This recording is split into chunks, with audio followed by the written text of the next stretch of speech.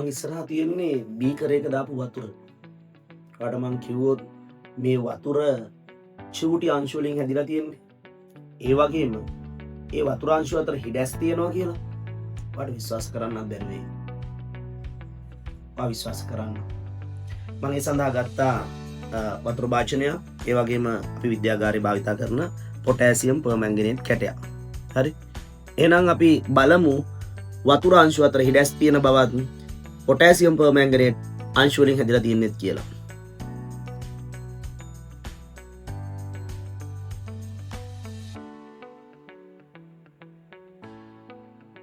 අඩ පේන්න ඇති ඒ පොටෑසියම් අංශු ටික වතුර අංශු අතරින් රිංගගෙන යනවා.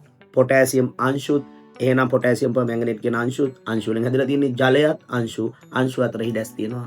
එහෙනම් ජලයයි පොටෑසියම් පර්මැංගනේට් දෙන්නම අසන්තතික ස්වභාවයක් වෙනවා.